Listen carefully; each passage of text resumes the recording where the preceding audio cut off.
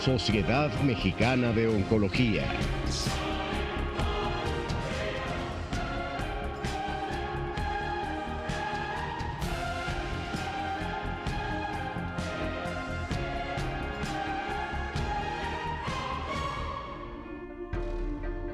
En la nueva era de la Sociedad Mexicana de Oncología, enmarcamos una gran organización de intereses destinados a cuidar o satisfacer las necesidades de los enfermos con cáncer, teniendo como objetivo la educación médica continua de nuestro cuerpo médico, comprometido a la investigación y así divulgar enseñanza oncológica para fortalecimiento de la estructura interna con numerosos intereses en común.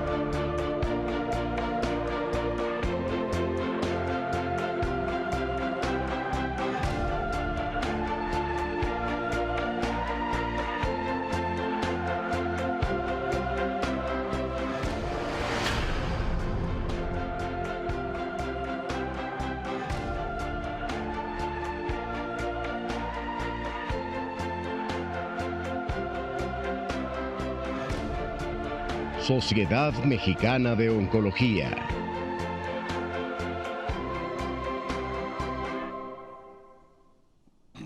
Buenos días a todos. ¿Qué tal les fue en Acapulco? Espero que no estén muy dañados. Pero estamos aquí, ¿no? Estamos aquí en este evento, en este summit que es el último día, el día de hoy.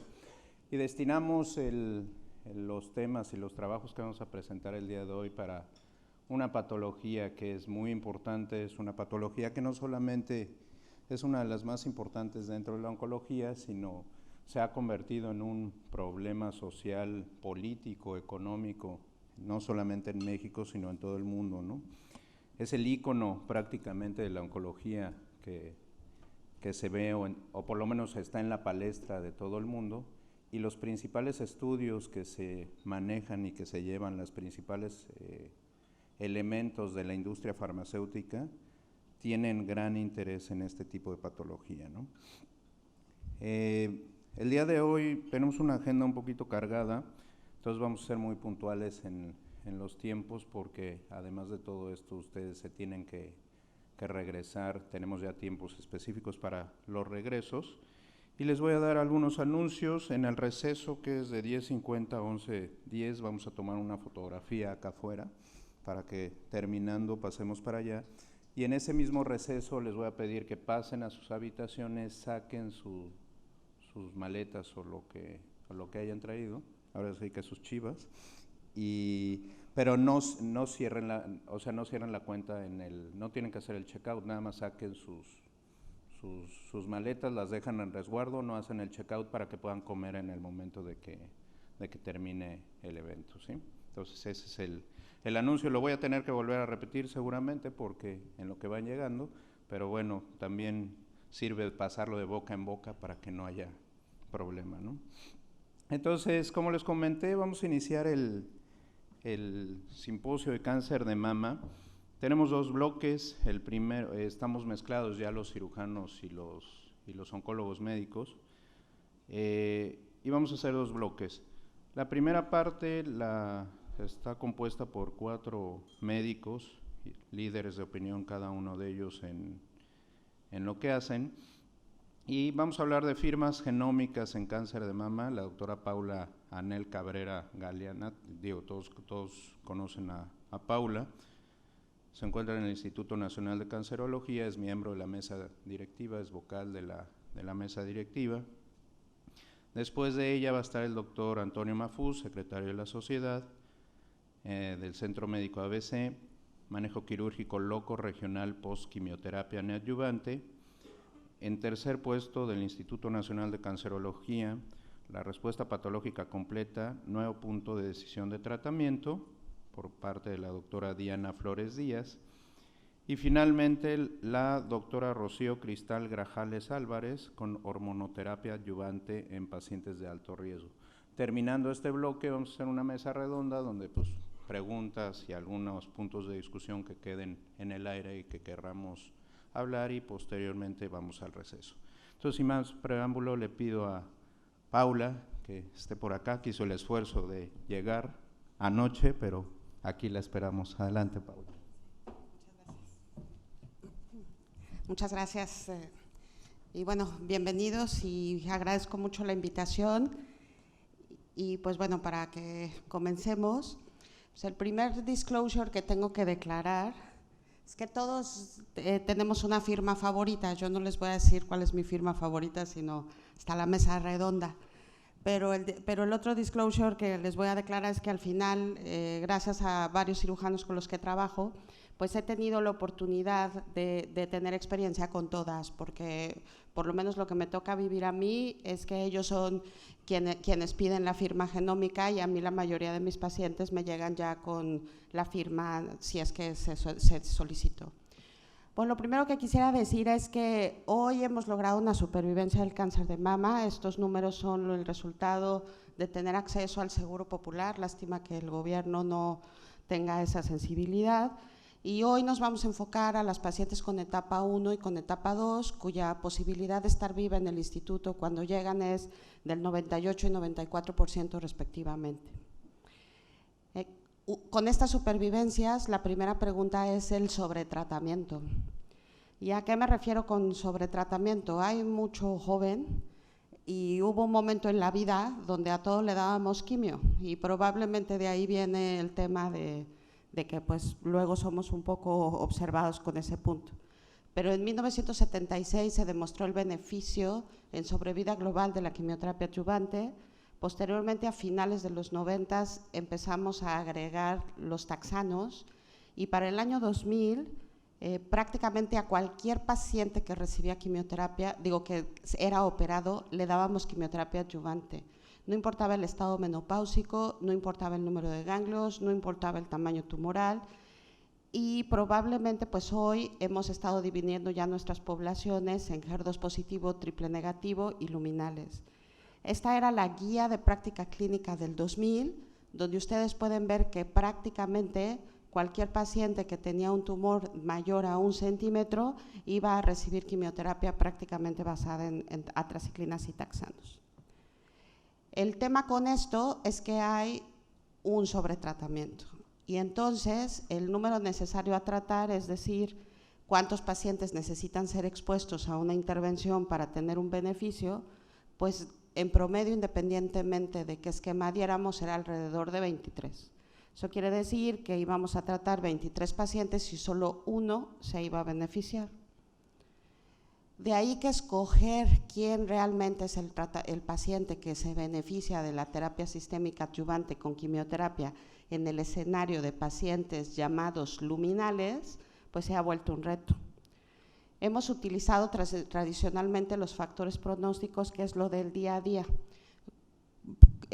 ganglios linfáticos, tamaño tumoral, expresión de receptores, Ki67, que en nuestro medio es particularmente utilizado, la invasión linfovascular, etc.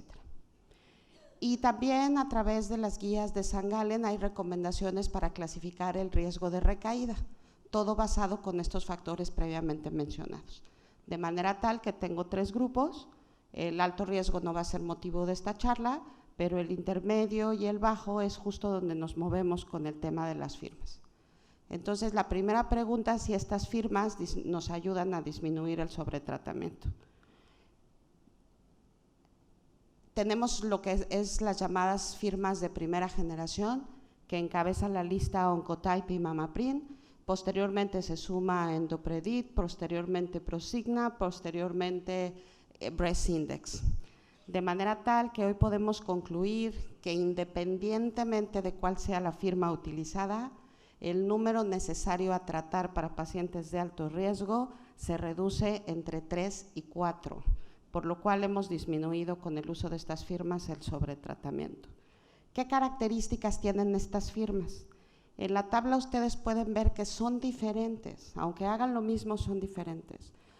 Mamaprim tiene 70 genes, Endopredit 12, Oncotype 21, Breast 2, PAM 50, pues por eso se llama 50, que es Prosigna.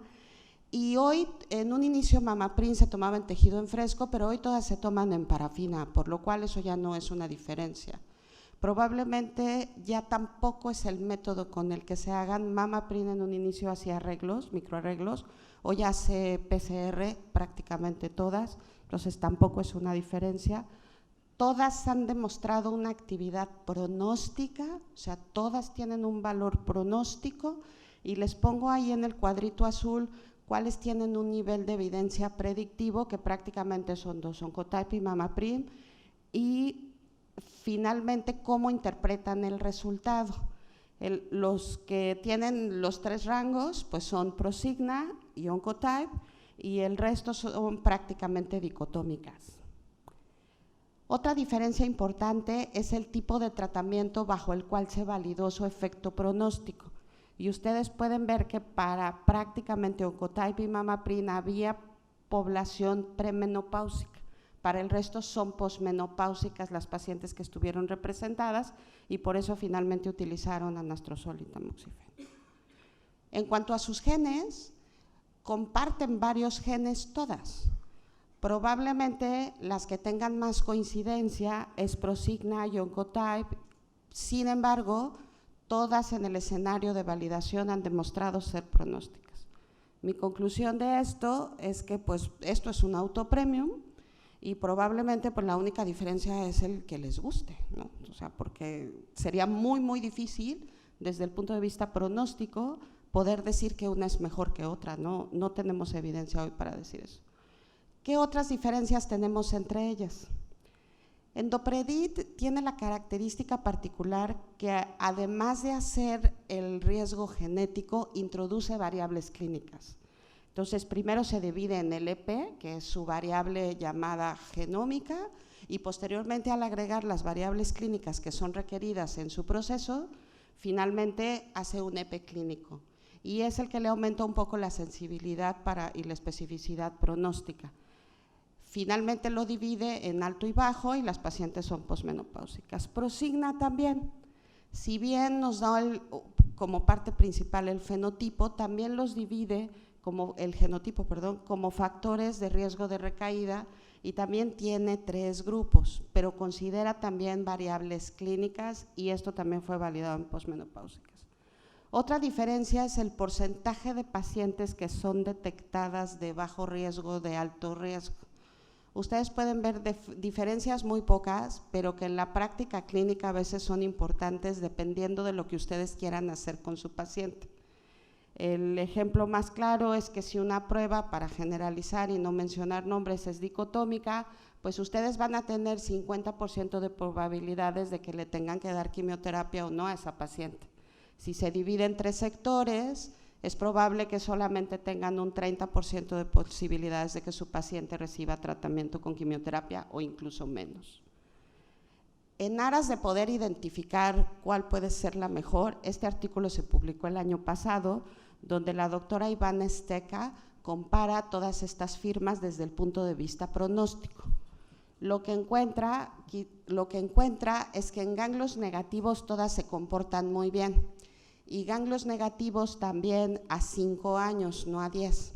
Y ustedes pueden ver cómo identifica prácticamente todas muy bien a la población que no va a ocupar quimioterapia, también identifica a esa población que sí requiere quimioterapia, y las diferencias son sutiles pero no son significativas.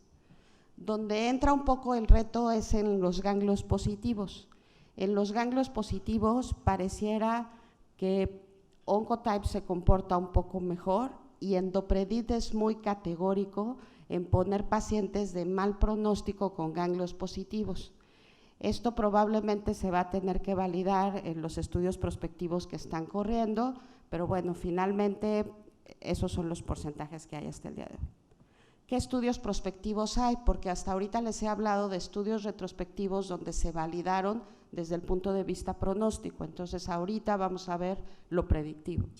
El estudio MINDA, que es un estudio muy difícil de entender, a lo personal a mí me parece que se quedó corto para su pregunta de su tiempo, pero finalmente todos estos pacientes son divididos en características clínicas basadas por una herramienta que ya no está en la red, que se llamaba Adjuvant Online. Se dividían en bajo riesgo y alto riesgo y posteriormente verificaban si la firma era igual. Y ahí tenemos dos poblaciones que son coincidentes.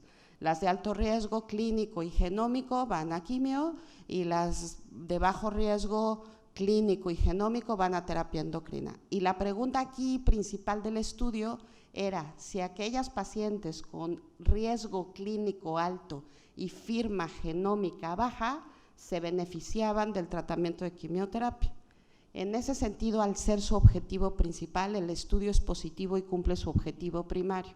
Es decir, si yo tengo un paciente con características clínicas de alto riesgo, pero mi firma me sale negativa, me puedo quedar cómodo en no ofrecerle quimioterapia porque no le va a funcionar. Y obvio no es fácil tomar la decisión porque estamos más adaptados a la clínica y es el reto luego que a veces nos ofrece MammaPrint. TAILORx es un estudio que ustedes ya lo han visto varias veces. Él pone puntos de corte, todo lo de menos de 10, bueno, hasta 10 va a hormonoterapia, todo lo de más de 26 va a quimioterapia y queda un rango intermedio que durante años estuvimos incluso manejando el lenguaje de intermedio bajo, intermedio alto, porque pues finalmente las pacientes no esperan los resultados.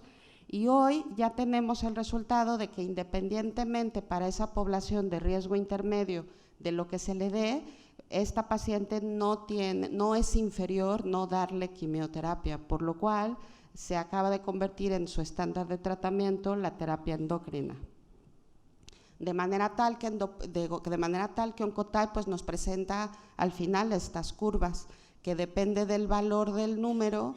Y cuando cuesta un poco de trabajo entenderlo, yo los invito a que recuerden el Ki-67, que finalmente es una variable continua y obviamente como tal la tratamos, de una manera muy parecida podemos hacernos amigos del Oncotype.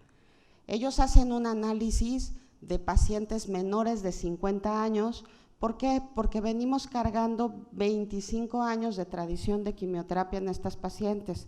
Y los estudios de los trialistas demostraron que el beneficio de la quimioterapia adyuvante era mayor en esta población menor de 50 años.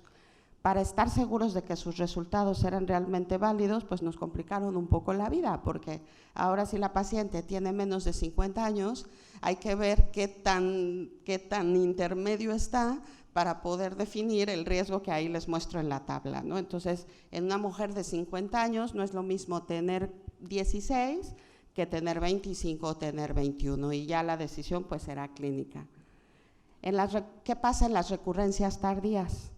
Sabemos que los pacientes luminales tienen recurrencias tardías y eso ya sabemos que depende también de los factores clínicos, a mayor número de ganglios, mayor riesgo, a mayor tamaño tumoral, mayor riesgo. Cuando se hizo el análisis para las recurrencias tardías, aquí sale muy beneficiado Endopredit y Prosigna, como ustedes pueden observar. Es el porcentaje que le agrega valor a la parte clínica de la decisión, tanto en ganglios negativos como en ganglios positivos.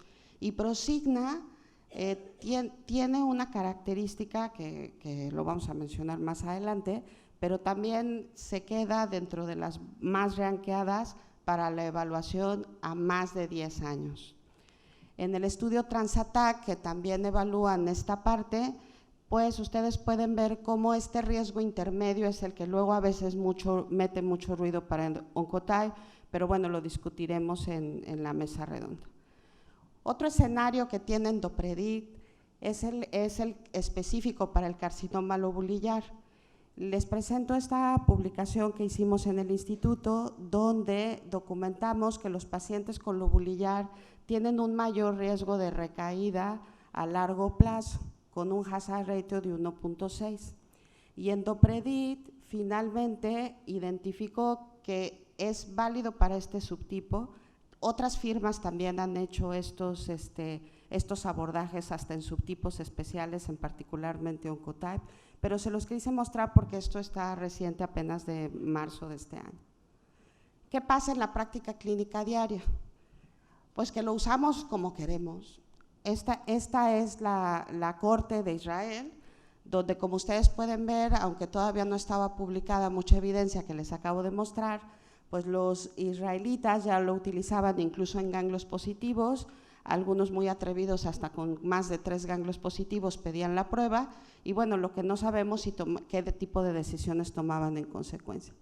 Lo que sí sabemos, de acuerdo al CIR, porque Oncotype, hacer una prueba con mayor tiempo en el mercado, pues tiene también más número de uso, tanto dentro de estudio clínico como fuera de él, y ustedes pueden ver que a veces nos gana el sentimiento, porque en pacientes incluso con menos de 11, que tendríamos que ser de buen pronóstico, pues ofrecimos quimioterapia, y ahí va, o sea, no siempre le hacemos caso al número. El estudio Plan B es bajo el cual muchos clínicos en la práctica diaria empezaron a utilizar estas pruebas para pacientes con ganglios positivos. Finalmente es un diseño donde los aleatorizó y los incluía con base a la prueba genómica, esta es Oncotype, y donde los resultados preliminares identificaron que hasta con 1 o 2 ganglios positivos, el pronóstico, si era de bajo riesgo, entiéndase menor de 11, era prácticamente igual recibir quimioterapia que terapia endocrina. Esto hizo que en Estados Unidos se disparara el número de pruebas que se solicitaron en ganglios positivos fuera de protocolo clínico, este es el CIR. Y como ustedes pueden ver, pues aumentó el número de pacientes comparado con los israelitas, hasta de 4 ganglios positivos pedido la prueba. Ya discutiremos, a mí me queda la duda si a 4 ganglios positivos tendríamos que pedirlo, lo podremos discutir más adelante. Optima es otro estudio prospectivo que trata de ver head to head quién es la mejor firma. Estos investigadores retaron a las pruebas y al final se quedaron con Prosigna y con Oncotype para pasar a la siguiente etapa. ¿Por qué? Porque finalmente ellos consideraron que les discriminaba mejor la población que no tenía que recibir quimioterapia. Ellos también hicieron un análisis de costo-beneficio y se quedaron con Prosigna para su siguiente etapa. De ahí que este estudio llamado Optima, que va a evaluar a pacientes con ganglios positivos de forma prospectiva, va a ser el equivalente a cuando tengamos los resultados del responder basado en Oncotype, donde pacientes con de 1 a 3 ganglios positivos los aleatorizan de acuerdo al grado de riesgo, mientras que Optima va un paso más adelante e incluye pacientes incluso con N2 patológico, lo cual quiere decir que aquí vamos a tener pacientes justo de 4, 5, 6, 7 ganglios positivos. ¿Y qué hago si no tengo acceso? Les traigo esta diapositiva donde, donde incluso en Europa, pues están tomando mucho las decisiones con las firmas, pero eso no es una realidad en nosotros, ni en ganglios negativos ni en ganglios positivos.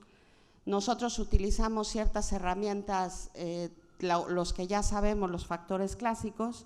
El Predict, que está disponible en la línea, donde les da el pronóstico y donde de una manera muy gráfica les puede identificar cuál es el valor de agregar una terapia endocrina o una terapia con quimioterapia. También existe otra herramienta para calcular la probabilidad de recaída a 10 años, todos basados en variables clínicas, muy amigables. Y bueno, nuestro TNM últimamente, con incluso sus aplicaciones que ya son muy cómodas, pues nos ayudan también a tomar estas decisiones en ausencia de las firmas. ¿Tenemos que ser firmodependientes? Pues yo creo que en nuestro medio no. Y este estudio, que muy orgullosamente les comparto, que participó el doctor Espinosa, que se acaba de incorporar con nosotros al instituto y que estuvo en el Anderson, finalmente pone en la mesa que nuestras variables clínicas son suficientes para que podamos discriminar a la población que realmente necesitamos hacer una firma. El algoritmo está muy amigable, disculpen, el algoritmo, está muy amigable y ustedes pueden ver cómo prácticamente receptores de menos de 20% van inmediatamente a alto riesgo y por lo tanto no firma y por lo tanto a tratamiento sistémico.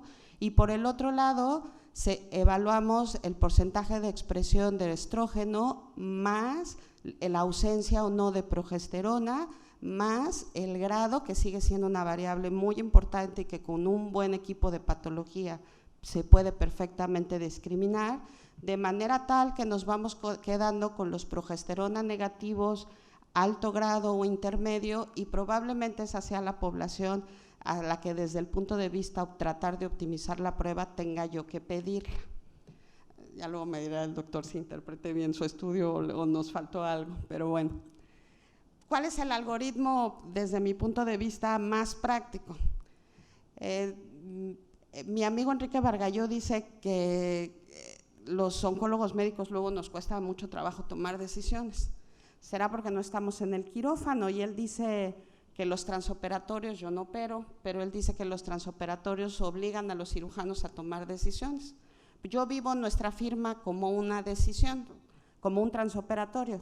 Si tú tienes duda de qué vas a hacer con el paciente, pues le pides la firma, le pides tu transoperatorio equivalente, y eso al final le tienes que hacer caso, porque no sería muy amigable que le pidas que él genómicamente te diga que es de bajo riesgo y tú decidas darle quimioterapia.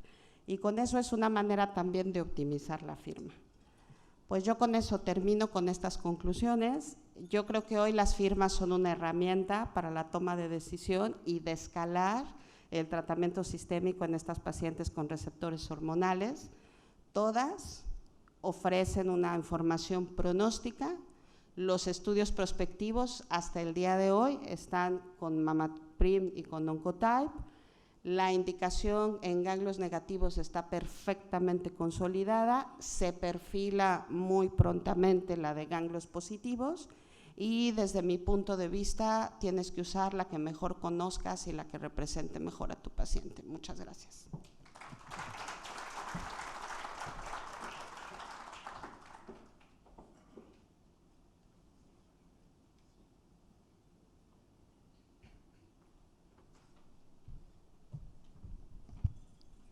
Muy buenos días a todos. Muchas gracias por la oportunidad esta mañana para poder presentar alguna actualización de un tema que sin duda resulta muy interesante tanto para oncólogos clínicos como para cirujanos y obviamente radiooncólogos también. Es manejo quirúrgico locorregional posquimioterapia neoadyuvante. Esta foto nos hace eco a todos, la hemos visto en muchas presentaciones y se ha convertido en una ilustración clásica para convertir casos que no eran operables en casos operables. A la fecha, en todas las instituciones seguimos viendo este tipo de casos, tumores muy grandes con una importante afectación cutánea, con edema y eritema cutáneo que evidentemente no son elegibles a un tratamiento quirúrgico de inicio. Entonces estas pacientes en automático van a un tratamiento sistémico para promover que se pueda hacer una cirugía. ¿Cuántas veces podemos promover eso? En casi el 90% de los casos, en publicaciones de 1998, cuando todavía no existía la terapia anti-HER2. Evidentemente hoy es mucho más. La respuesta clínica objetiva se obtiene en la gran mayoría de las pacientes con cáncer de mama localmente avanzado. Otro aspecto en donde la quimioterapia neoadyuvante ha tenido un impacto significativo es en convertir aquellas pacientes que eran elegibles a un manejo quirúrgico con mastectomía total, convertirlas o darles la posibilidad de que puedan ser tratadas con un manejo conservador de mama.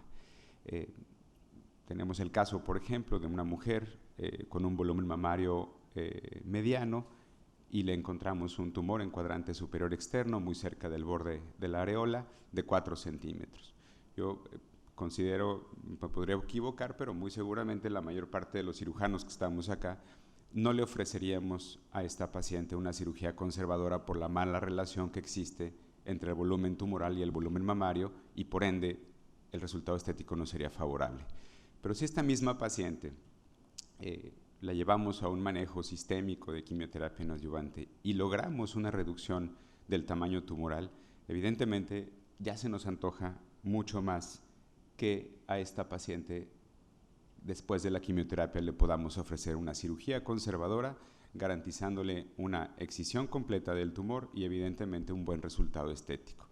Esto sucede con un poco de menos frecuencia que el escenario que primero les mostré. Se calcula más o menos entre un 16 a un 25%. En este estudio, que quizás sea de los más grandes, el 65% de pacientes con cáncer temprano que fueron tratadas con quimioterapia neoadyuvante pudieron ser llevados a una cirugía conservadora contra el 49% de las que se trataron primariamente con cirugía. Claro que aquí van muchos más factores involucrados y este estudio, por ejemplo, que también es bastante conocido, el GEPAR-DUO, el 74% de las pacientes, 3/4 partes de mujeres con cáncer de mama temprano, pueden ser tratadas con cirugía conservadora posterior a quimioterapia neoadyuvante. Y, bueno, también, evidentemente, además de facilitar la cirugía, también al reducir los volúmenes tumorales podemos nosotros brindar resultados estéticos más favorables, que finalmente es el objetivo de la cirugía conservadora. Claro que, además, obviamente, del control oncológico, uno busca que la paciente se sienta cómoda con su resultado estético. Quizás eso sea lo que tenemos en mente hasta hace poco tiempo. Sin embargo, el impacto de la quimioterapia neoadyuvante no nada más se ve reflejado a nivel mamario, sino también a nivel axilar.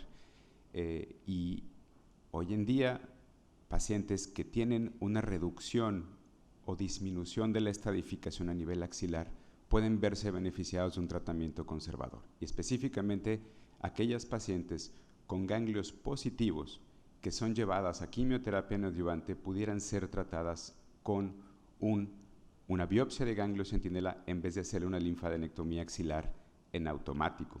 Existen varios estudios en la literatura que han sido diseñados para corroborar esta información y es quizás este metaanálisis publicado en octubre del 2018 en donde analiza 13 estudios que vierten información muy certera de cómo debemos, desde el punto de vista quirúrgico, abordar a estos pacientes. Y entonces, aquellas pacientes que son ganglios clínicamente positivos, corroborados en biopsia, que son llevadas a quimioterapia neoadyuvante y que se hacen clínicamente negativos, tenemos que cumplir con 3 aspectos importantes. Primero, hacer una doble técnica para el ganglio centinela, es decir, utilizar colorante y también medicina nuclear, es decir, se utiliza tecnesio 99.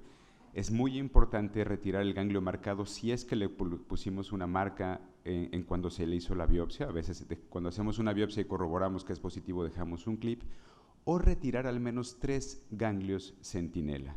Y por último, hacerle inmunistoquímica, nuevamente al ganglio centinela cuando quizás ya lo habíamos dejado atrás. Con ganglios clínicamente positivos, que se corrobora por biopsia dicha positividad ganglionar, son sometidas a quimioterapia neoadyuvante, posteriormente a cirugía, y se van a estratificar con base al tipo de cirugía, al subtipo biológico y a la respuesta patológica que hayan tenido a nivel mamario y axilar. La mitad van a tener radioterapia y la otra mitad no, a nivel nodal. Y el objetivo primario de este estudio va a ser determinar si la radioterapia reduce la recurrencia en estas pacientes. El estudio empezó a reclutar pacientes en agosto de 2013 y tienen planeado terminar en agosto del 2020. Sin lugar a dudas, nos va a brindar un beneficio y una información importante para tomar decisiones. Entonces, en este sentido, utilizando una palabra que cada vez está más de moda, que es desescalar, desescalando el tratamiento axilar postquimioterapia neoadyuvante, hoy, el estado actual, en la columna del lado izquierdo, pacientes con ganglios clínicamente positivos que se convierten en ganglios negativos posterior a la quimioterapia, el tema es no hacer disección de axila, pero sí hacer radioterapia ganglionar.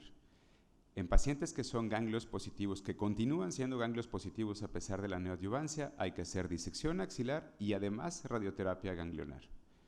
En la columna de su lado derecho, próximamente lo pongo entre signos de interrogación porque no está contestada la pregunta, las pacientes con ganglio positivo que se hagan negativos, la idea quizás es no hacer disección de axila y no hacer tampoco radioterapia ganglionar.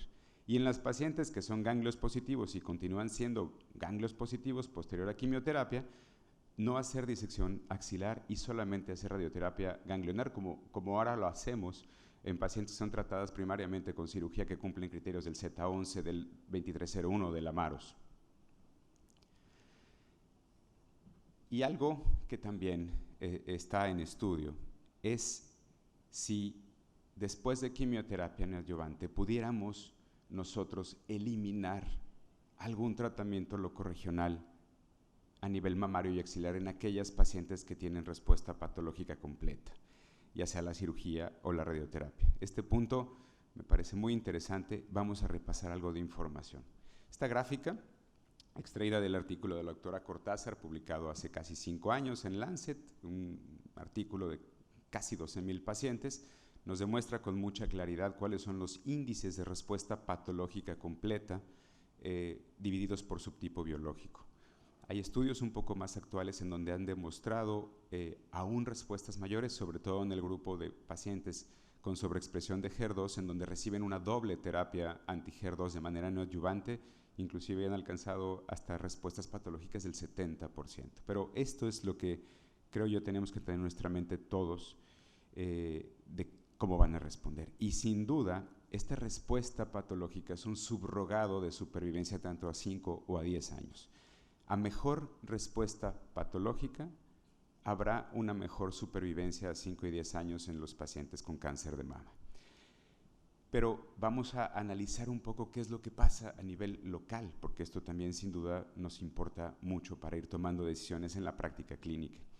En aquellas pacientes que son tratadas con cirugía conservadora y radioterapia o con mastectomía, vemos índices de recaídas locales mayores a aquellas pacientes que son tratadas de manera primaria con cirugía cuando no tuvieron una respuesta patológica completa. Ven ustedes, es casi del doble, tanto en el grupo de cirugía conservadora como en el grupo de mastectomía total. Y sin duda esto nos genera mucha inquietud y la explicación es muy seguramente esta.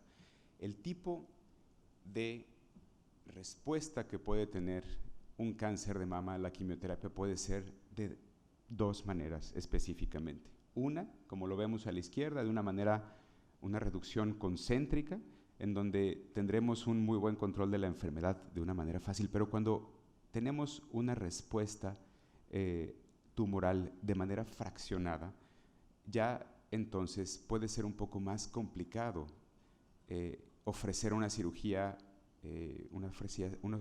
segura con márgenes negativos. Vean ustedes, hoy en día lo ideal después de quimioterapia neoadyuvante es retirar el residual que tengamos desde el punto de vista clínico radiológico o el clip si ya no hay nada. Pero si yo, el caso de arriba, con una respuesta concéntrica, hago una cirugía conservadora con este margen, estoy garantizando una excisión completa de la lesión. Pero si yo tengo esta respuesta y yo hago una excisión de esta zona, probablemente el patólogo me reporte que tengo márgenes negativos y yo me quede con esa idea. Y sin embargo, estamos dejando enfermedad residual en la mama. Y esto es muy seguramente lo que explica o lo responsable de que tengamos un mayor índice de recaídas locales en pacientes tratadas con quimioterapia neoadyuvante que en las que son tratadas de manera primaria con cirugía. Sin embargo, en pacientes que tienen respuesta patológica completa, vean ustedes la muy baja incidencia de recaída local. Inclusive en mastectomía total tenemos un porcentaje que en oncología casi nunca vemos. No estamos acostumbrados a ver 0 ni 100. Y aquí se puede ver cómo pacientes que tuvieron respuesta patológica tuvieron 0% de recaída local. Entonces, la pregunta es, ¿será que podemos selectivamente encontrar un grupo de pacientes a quien después de quimioterapia neoadyuvante pudiéramos eliminar la cirugía?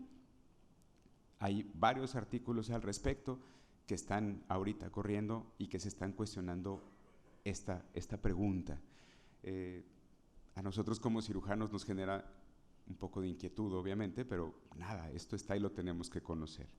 Se sabe muy bien que para evaluar esa respuesta patológica completa, porque nosotros, si vamos a obviar la cirugía, que es la que nos brinda esa información, tenemos que ser muy cuidadosos para evaluarlos. Y me apena decirles que desde el punto de vista radiológico no se puede hacer una evaluación certera. Así utilicemos mastografía en combinación con tomosíntesis, resonancia magnética, PEM inclusive, los estudios de imagen de manera multimodal no han ofrecido una certeza diagnóstica para determinar con precisión la respuesta patológica completa. No así la biopsia. La biopsia sí nos brinda esa información, y principalmente cuando se hace una combinación de biopsia por aspiración con aguja fina a nivel ganglionar y una biopsia con sistema de corte y succión en el sitio donde estaba el primario. Para los que no han tenido la oportunidad de ver los equipos, es una aguja que quizás tenga el grosor de un lápiz delgado y que hace una especie de legrado, por así decirlo, dentro de la mama, y se obtiene una cantidad de tejido bastante considerable. Con eso, nosotros tenemos una certeza diagnóstica de una respuesta patológica en el 98% de las pacientes. Entonces, ya vimos que desde el punto de vista de imagen, claro que nos da información, pero no es una información certera. Desde el punto de vista patológico es lo que nos va a brindar. Y es quizás en esas pacientes en donde podamos hacer algo. Vean ustedes, arriba en mastografía, abajo en ultrasonido, pacientes que posterior a quimioterapia, lo único que se ve es el clip. Igualmente, en el ultrasonido no se ve mayor residual. Entonces, este grupo de pacientes se someten a una biopsia con sistema de corte y aspiración, y ven ustedes los fragmentos de tejido de mama que se pueden encontrar, y evidentemente es un material que, como les dije, da una certeza diagnóstica muy alta para saber qué tipo de respuesta hubo desde el punto de vista patológico a la neoadyuvancia. Y este es el protocolo que están conduciendo actualmente en el MD Anderson, pero es un estudio multicéntrico en donde pacientes con tumores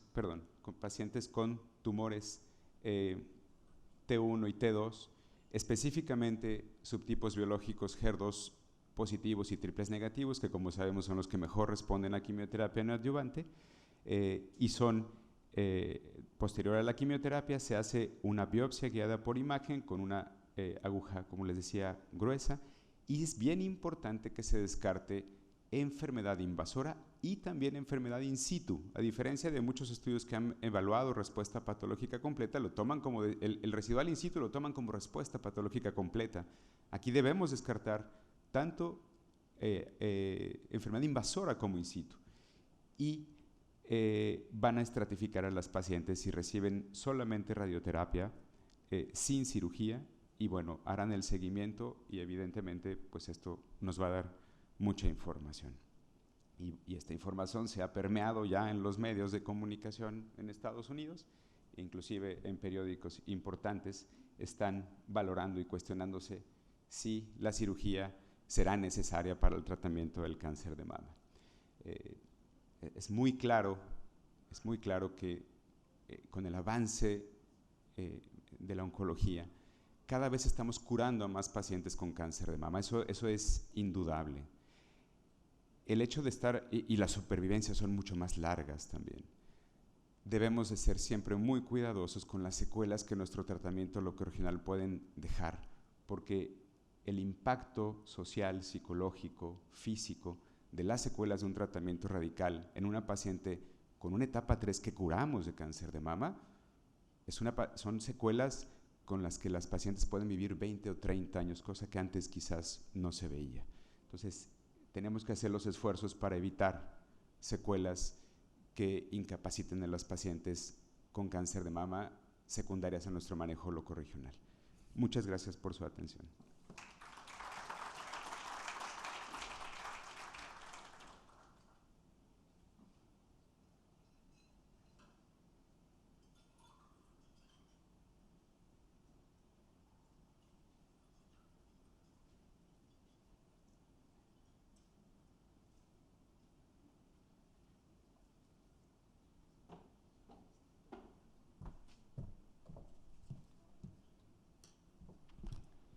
Hola, buenos días. Agradezco a la sociedad por invitarme a presentar esta plática, que es una parte del complemento de lo que ya comentó el doctor Mahfouz. Entonces vamos a verlo desde el otro punto de vista, vamos a verlo desde el punto de vista de oncología médica, que más que verlo desde otro punto de vista, yo creo que su visión como cirujanos y la visión como oncólogos médicos se complementa, y esos son algunos datos de los que les voy a presentar el día de hoy. Entonces, la primera pregunta es si es un nuevo punto de decisión en el tratamiento. La respuesta sería no, no es nuevo, sino que ya tiene muchos años. La quimioterapia no adyuvante, pues más o menos empezó a principios de los 70, y como dijo el doctor Mahfouz, pues se utilizó precisamente para hacer resecables tumores irresecables. Entonces vamos a platicar un poquito de los antecedentes y de definiciones y su correlación con el pronóstico, y vamos a terminar en la primera pregunta. Entonces, es importante comentarles, si me dicen, ya. Esta ya la presentó la doctora Paula, es cortesía del doctor Moar, pero lo importante aquí es que son pacientes nuestras, o sea, son pacientes tratadas en el Seguro Popular en el centro del país, no son del norte, pero incluyen 3 instituciones importantes que tratan un número muy importante de pacientes con cáncer de mama, entre las que se incluyen el FUCAM, el INCAN y el ICEMIM en Toluca. Entonces, supervivencia es igual a etapa clínica. Entonces, es muy importante que tengamos en cuenta que entre más temprano podamos tratar a los pacientes, van a tener un mejor pronóstico. Pero ¿qué pasa con nuestras pacientes? Pues que la mayoría de nuestras pacientes llegan a etapas avanzadas. ¿Y eso qué significa? Pues significa dinero. ¿Sí? Significa dinero que no tenemos, significa dinero que en esta austeridad republicana está más limitado, y que además es muestra de una de las inequidades que existen en el mundo, pues de acuerdo a los ingresos que tiene el país en promedio, se van a diagnosticar más o menos en etapas avanzadas o menos avanzadas. En países con ingresos altos, el 70-80% de las pacientes con cáncer de mama se diagnostican en etapas 1 y 2, y en países como el nuestro, con bajos ingresos o medios ingresos, solo el 20 al 50% van a ser etapas 1 o 2. Esta realidad también se parece a las diferencias que tenemos cuando vemos a pacientes en instituciones públicas y en pacientes que tratan a instituciones privadas. Vemos más o menos esta gráfica y esta diferencia en cuanto al diagnóstico. La mayoría de las pacientes en el medio privado son etapas 1 y 2, pero en el medio público siguen siendo la enfermedad localmente avanzada un problema. Y esto es como una paradoja como el Titanic, ¿sí? Depende de dónde compraste tu boleto y qué tanto dinero tienes, es tu posibilidad de supervivencia. Tenemos que si eres una mujer que compró su boleto en primera clase, la probabilidad de supervivencia es del 96%. Pero si compraste tu boleto en tercera clase y eres un hombre, tienes una probabilidad de supervivencia del 13%. Entonces, dinero sí es igual a supervivencia.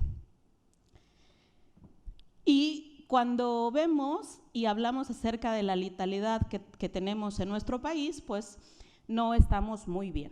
Y como ya les había comentado, con estos reportes que tiene el doctor Moar, el 50% de nuestras pacientes tratadas en estas 3 instituciones son etapas de 2B a 13.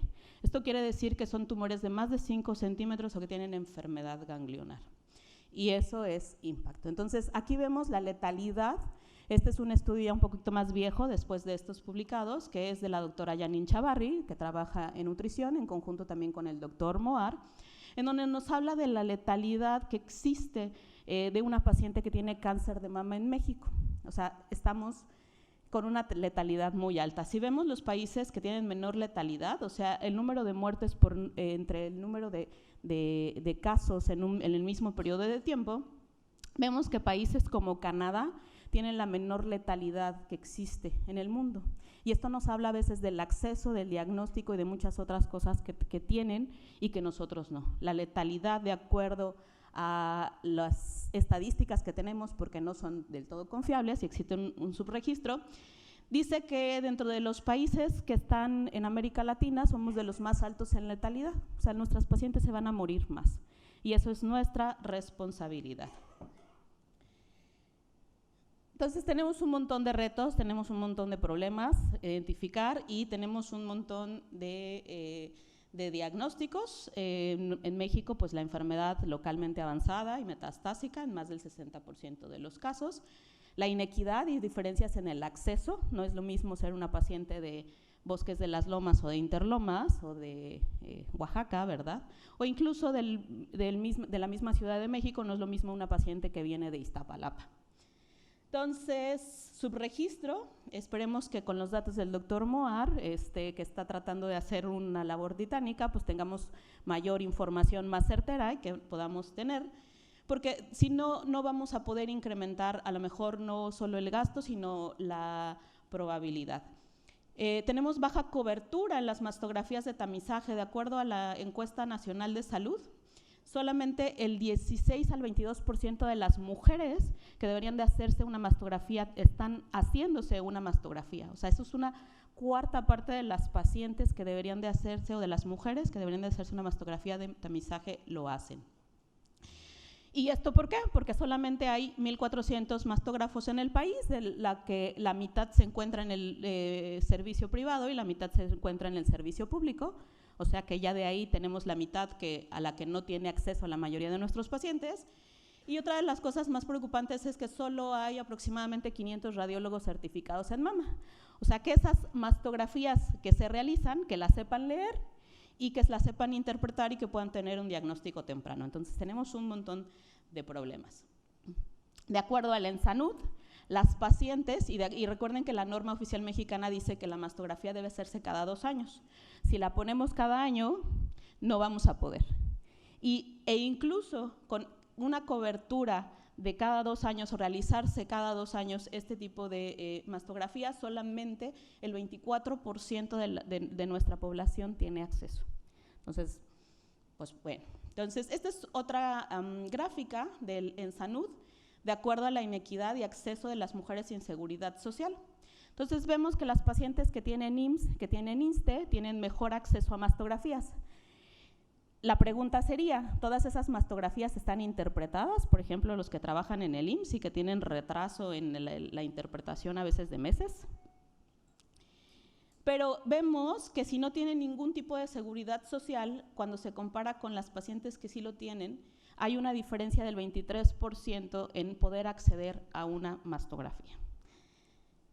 Y esto también nos habla de que dependiendo de qué tanto dinero tenga la paciente o que no tanto, vamos a poder tener estrategias. Entonces, bueno, espero no deprimirlos con estas gráficas, pero esta es una bonita, que desafortunadamente no es de nuestro país, sino que es de Estados Unidos, en donde ven que a partir del 2000 más o menos se ha encontrado una disminución del 39% de la mortalidad en las pacientes con cáncer de mama, y se ha debido a 3 factores importantes. La formación de equipos multidisciplinarios, el diagnóstico temprano y la adquisición de nuevos fármacos. Lo del diagnóstico temprano, bueno, pues ya vimos que tenemos un área de oportunidad muy grande en la que trabajar, hay una inequidad importante, y los equipos multidisciplinarios sí nos pueden ayudar a tratar de mejorar este acceso y que tengamos mejores oportunidades. Es importante, y creo que les traje todo esto, para que las pacientes empiecen a tratar más en equipos multidisciplinarios y empiecen a tener mejores oportunidades de tratamiento. ¿En qué nos benefician los equipos multidisciplinarios? Pues principalmente en que hay mejores decisiones terapéuticas, hay mejor adherencia hacia la evidencia científica, entonces hay mayor calidad en cuanto a la paciente está tratando. Podemos identificar marcadores que nos van a hacer que mejoremos o que tratemos de mejorar en algunos casos. La optimización de recursos, como ya les dije, no somos un país que tenga dinero y ni lo vamos a tener. Y el que solo el paciente se trate en estos equipos multidisciplinarios mejora la supervivencia entre 5 a 10 años para la paciente que se diagnostica con cáncer de mama. Entonces, es muy importante, la satisfacción incrementa en la paciente, se optimizan los tiempos y la paciente está iniciando más tempranamente su tratamiento cuando inician. Estos datos yo creo que la doctora Paula nos los va a decir más adelante, ya que tenga el análisis de nuestra unidad multidisciplinaria.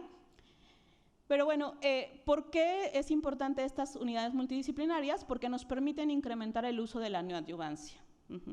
No es algo nuevo, es algo que debemos de hacer y es algo que debemos de fomentar y es algo que tiene que incrementarse. Entonces, si vemos, como ya lo mencionó el doctor Mahfouz, es el primer paso en el tratamiento de la enfermedad localmente avanzada. Para etapa clínica 3, pues no hay duda de que lo primero que tenemos que hacer pues, es darle, después de estadificarlo y de tomarle sus marcadores, dar quimioterapia neoadyuvante. Y el punto principal a evaluar, que ya sé que la cirugía es muy bonita, pero en este momento lo que más nos va a ayudar es incrementar o valorar la sensibilidad de la quimioterapia in vivo.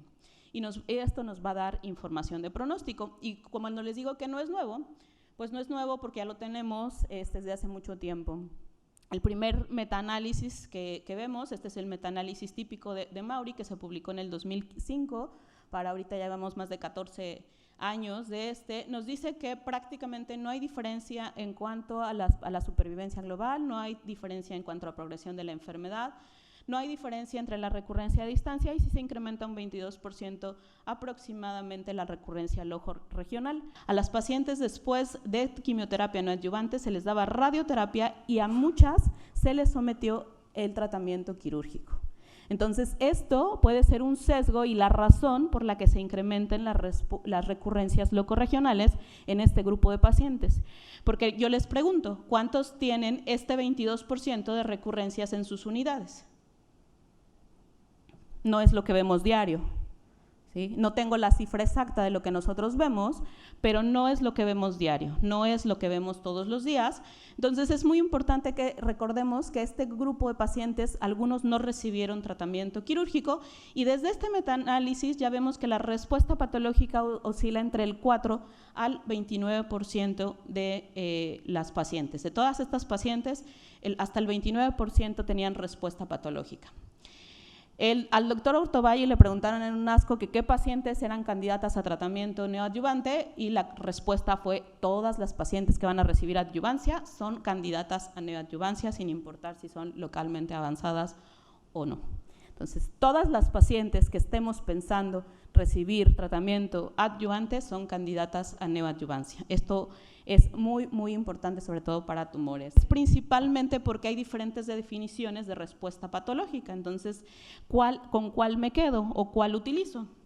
Entonces, el estudio del NSBP fue el primero que dijo que había una diferencia más o menos entre el 12%, 13% de los pacientes respondedores contra no respondedores en supervivencia global.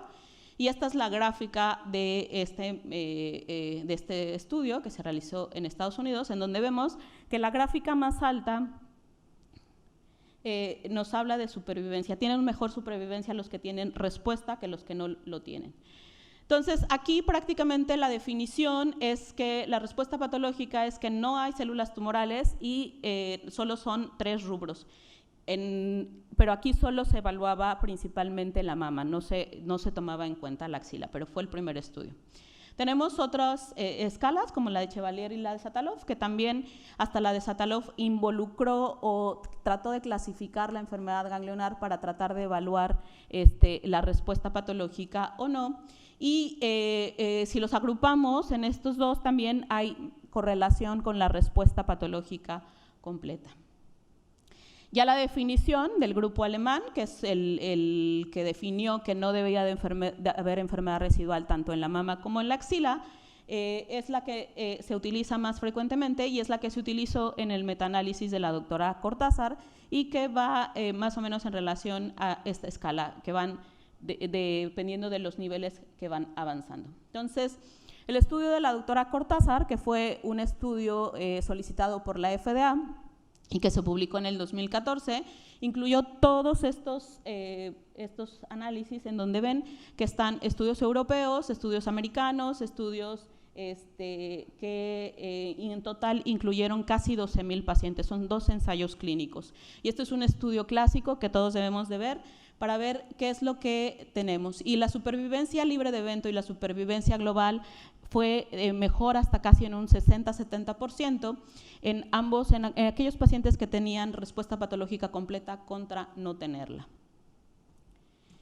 Los grupos más beneficiados son el grupo HER2 y el triple negativo, y si regresamos a la pregunta del doctor Ortovalli, pues son pacientes que difícilmente no les vamos a dar quimioterapia. A este subgrupo de pacientes HER2 y triple negativo, aunque los operemos de primera instancia, prácticamente a todos les vamos a dar quimioterapia. Entonces, prácticamente a todos les debemos de dar neoadyuvancia para evaluar la respuesta. Entonces, estos son los grupos de pacientes en los que debemos enfocarnos para tener mayor supervivencia. Y también analizó la definición.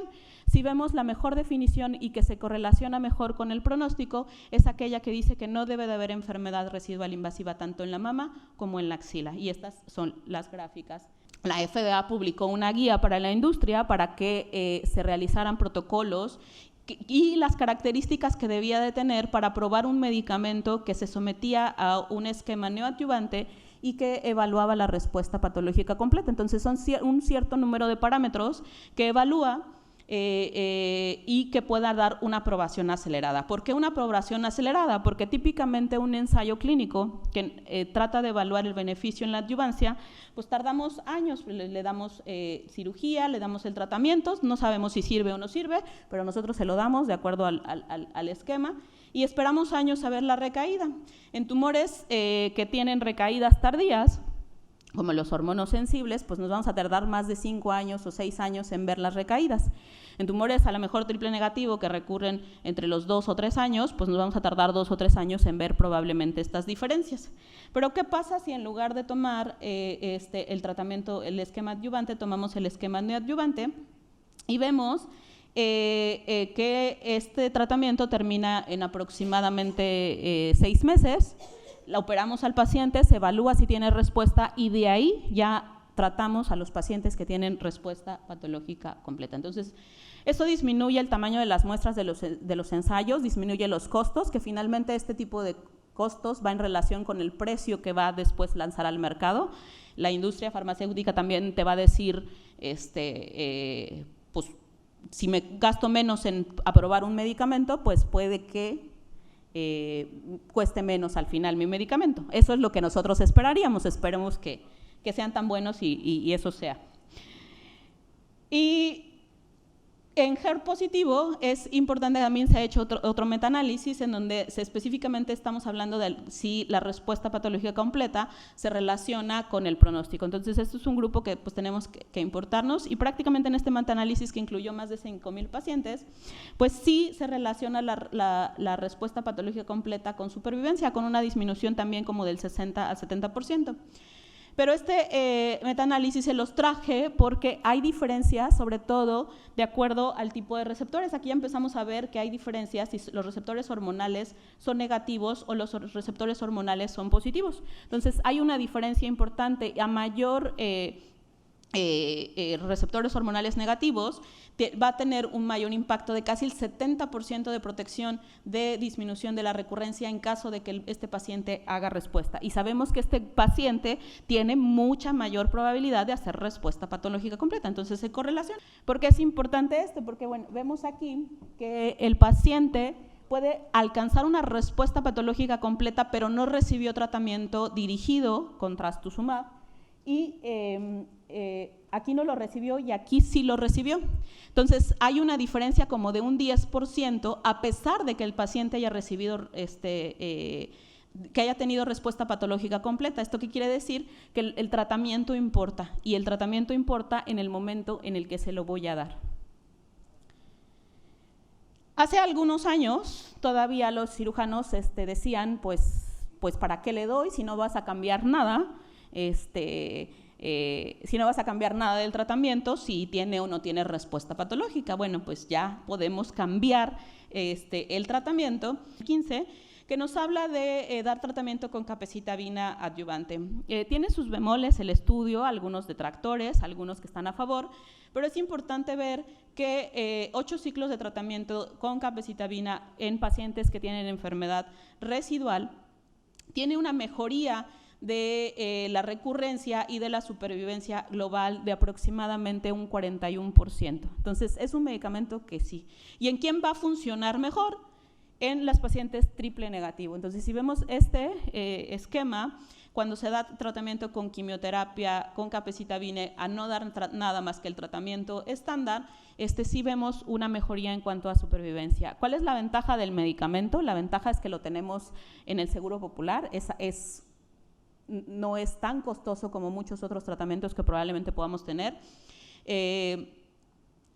Lo conocemos, los oncólogos médicos sabemos manejar la toxicidad, entonces no nos sentimos como tan inseguros en cuanto a que es un nuevo medicamento y desgraciadamente en un paciente triple negativo que recurre no tenemos muchas opciones. Entonces, bueno, con estos resultados, pues sí favorece el uso de capecitabina al tratamiento en el paciente triple negativo. Y el segundo estudio que habla de que sí vamos a poder hacer algo diferente, pues es este estudio que es el estudio Catherine, que se publicó este año y que se presentó también el año pasado, y donde se evalúa el tratamiento a la enfermedad residual. Solamente los pacientes que tuvieran enfermedad residual, tanto a nivel ganglionar como a nivel de la mama, se les daba el tratamiento estándar que es trastuzumab o se comparaba contra dar TDM1. Recordemos que TDM1 es finalmente quimioterapia unida a trastuzumab, entonces estamos haciendo algo ligeramente diferente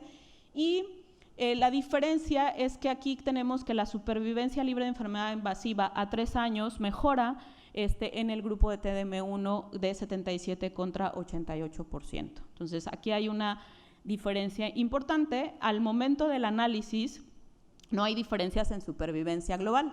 Esto es importante, pero también habría que ver el análisis completo porque son datos inmaduros, hay que esperar. Pero la disminución existe, sobre todo en supervivencia libre de enfermedad invasiva. Entonces, a manera de conclusiones, después de este breve recordatorio, pues la respuesta patológica completa es el principal objetivo del tratamiento neoadyuvante.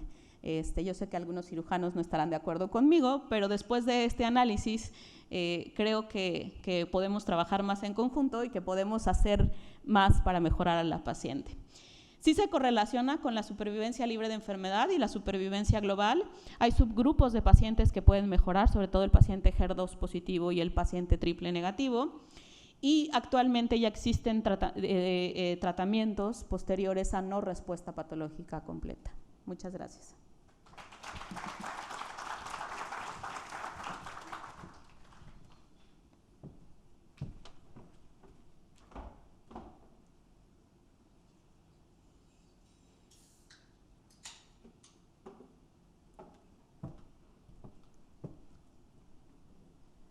Buenos días, muchas gracias por la invitación.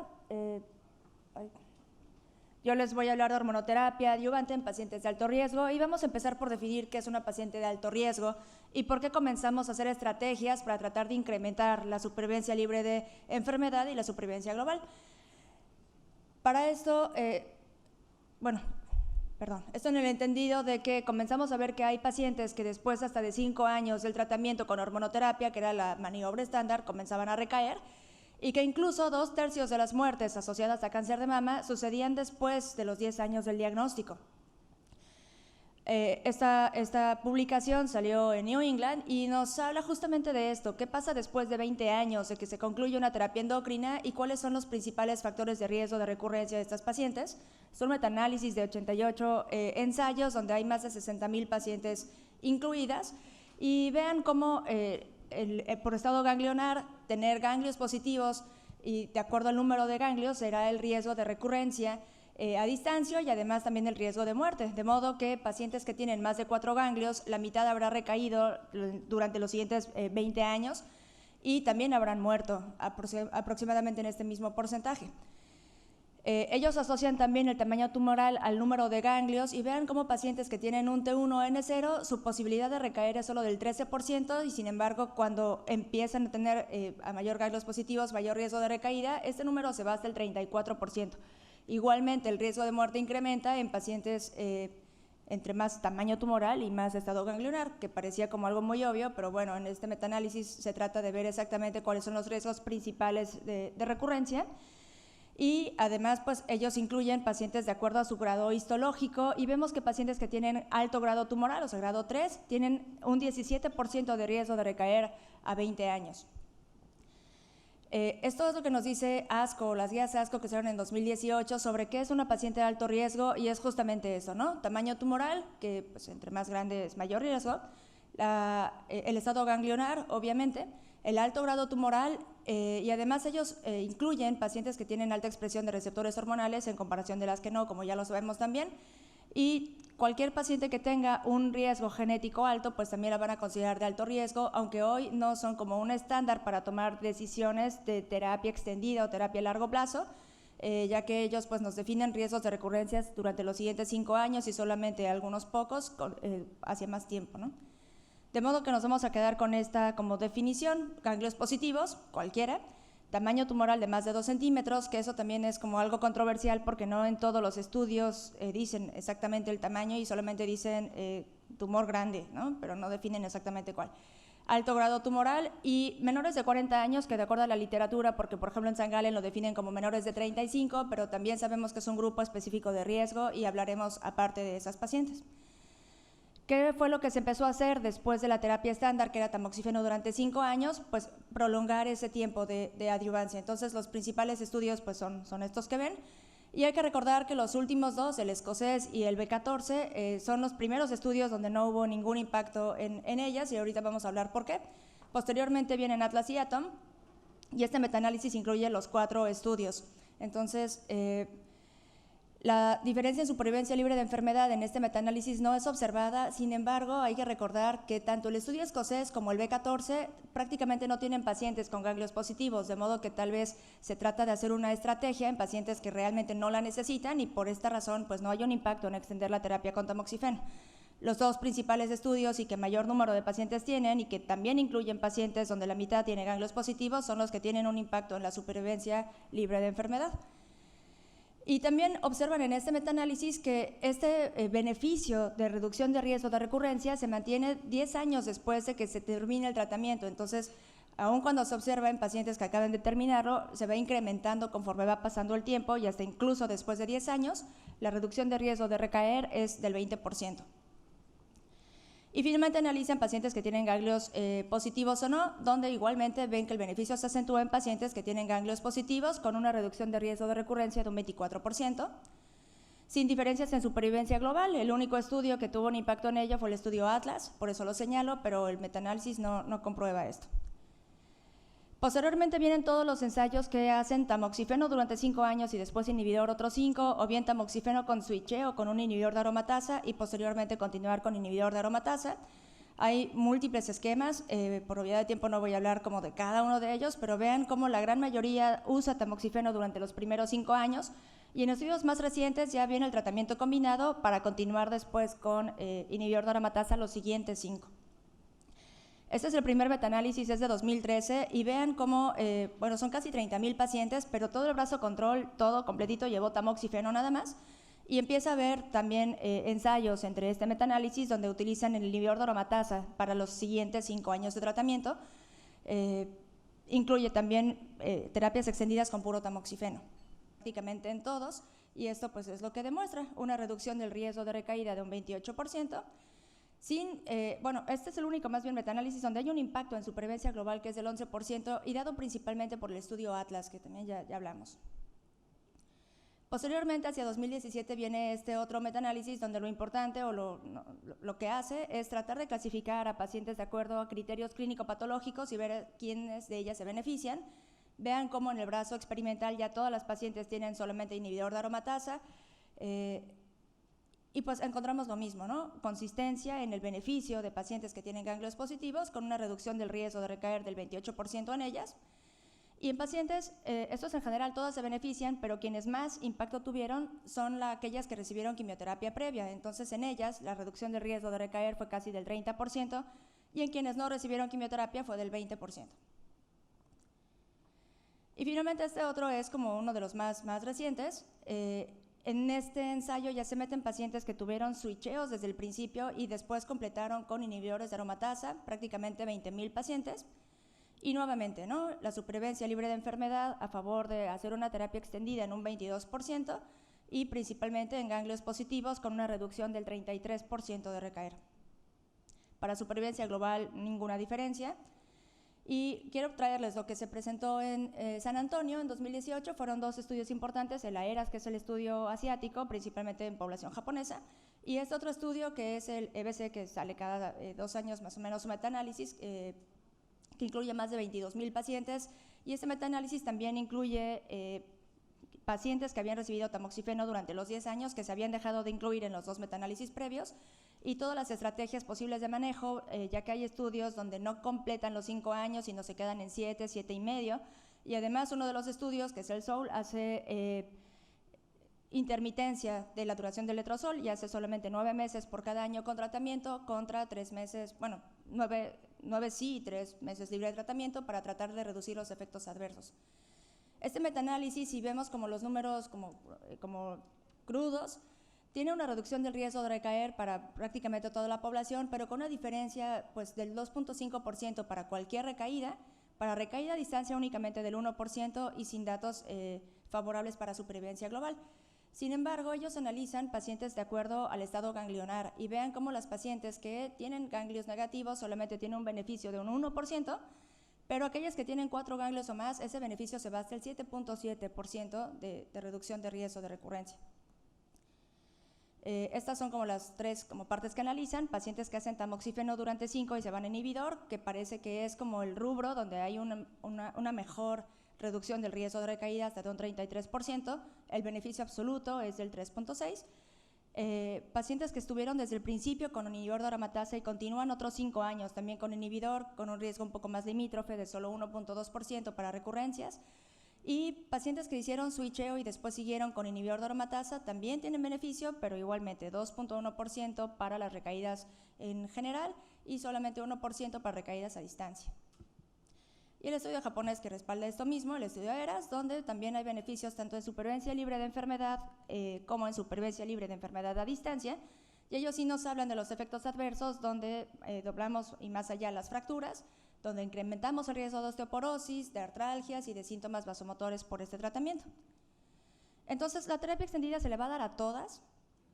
Estos son como los criterios. Se encuentra un beneficio consistente en supervivencia libre de enfermedad que llega a un 24%. Sin embargo, en pacientes con ganglios positivos este beneficio se va aún más allá, es 28%. Y en pacientes que reciben quimioterapia previa con suficiente riesgo como para recibirla, tienen prácticamente 30% de beneficio haciendo 10 años de tratamiento antihormonal. Considerar que los ensayos que fueron negativos, como ya les dije, tienen la mayor parte de las pacientes que son ganglios negativos y que entonces podemos estar cómodos con solo 5 años de terapia. Y finalmente el impacto en supervivencia global tampoco sabemos si está subevaluada precisamente por eso, porque la gran mayoría de los estudios que incluyen pacientes con ganglios positivos son solo la mitad de la población. Tal vez habría que ver un estudio específicamente en solamente población de alto riesgo o de ganglios positivos todas, ¿no?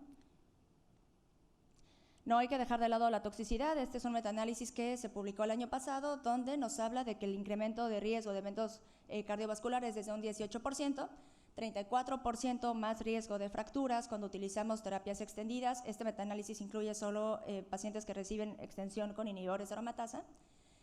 Y además el 45% de las pacientes van a suspender el tratamiento por efectos adversos, que es una gran cantidad de población, por lo tanto hay que sopesar riesgos, beneficios de hacer estas maniobras. Y finalmente esto no fue significativo, pero sí hubo mayor cantidad de muertes asociadas más a tratamiento que a recurrencia per se, aunque el número, repito, no es significativo, finalmente murieron más pacientes y pudiésemos inferir que pues, muchas de ellas fueron por complicaciones asociadas, ¿no? En cuanto a la toxicidad de tamoxifeno y continuar más tamoxifeno, sabemos que incrementamos al doble el riesgo de cáncer de endometrio, también incrementamos el riesgo cardiovascular, más o menos un 38% de las pacientes suspenden tratamiento en la terapia extendida con tamoxifeno, que es menos de lo que presentamos con inhibidores de aromatasa, y también el estudio Atlas nos demostró una mayor incidencia de embolismos pulmonares. ¿Y qué hacer con las premenopáusicas? Todos conocemos los ensayos soft test, que son los pivotales para esto. Los estudios donde se randomizan pacientes a recibir tamoxifeno solo o tamoxifeno con supresión o exemestane con supresión, y el TEXT que usa cualquiera de las dos drogas de hormonoterapia con supresión ovárica.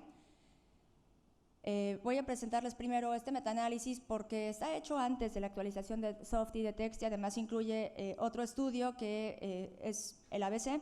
El ABC-12 incluye pacientes donde les dan anastrozol con supresión ovárica en comparación con tamoxifeno en monodroga y vean cómo los resultados son como bastante dispares. En realidad, para supervivencia libre de enfermedad, lo que dio beneficio en realidad fueron los estudios TEXT y SOFT, y no así el estudio ABC. Para supervivencia global no favoreció a ninguno de los dos brazos. Y finalmente, para las comparativas en este mismo metaanálisis de tamoxifeno con o sin bloqueo dual, no encontraron diferencias para supervivencia libre de enfermedad ni para supervivencia global. A considerar, cuando se hizo este metaanálisis, los estudios SOFT y TEXT tenían muy poquito tiempo de seguimiento, por tanto se consideraban como resultados que todavía les faltaba por madurar. De los 3 estudios se encontraron en total 65 eventos menos de recaída, sin embargo 30 muertes más. Es importante también considerar, en el estudio ABC ellos dicen que tienen una cantidad de pacientes que tienen obesidad y en quienes es más difícil hacer un bloqueo endocrino completo y que probablemente por esa razón tuvieron mayor número de recaídas y de muertes por cáncer. Y esta, bueno, pues es la actualización de los resultados a 8.5 años de SOFT y de TEXT, donde vean que la supervivencia libre de enfermedad para todas las pacientes en el análisis de SOFT únicamente se va a un beneficio de 7% con el bloqueo con inhibidor de aromatasa, que son exemestane, en comparación con tamoxifeno solo. Para pacientes que tuvieron quimioterapia, el beneficio en supervivencia libre de enfermedad llega hasta el 9%, es decir, sabemos que el impacto se generó mucho más en pacientes que tuvieron el riesgo para recibir quimioterapia. La reducción del riesgo con tamoxifeno y bloqueo fue del 24% y de exemestane con bloqueo fue del 32%.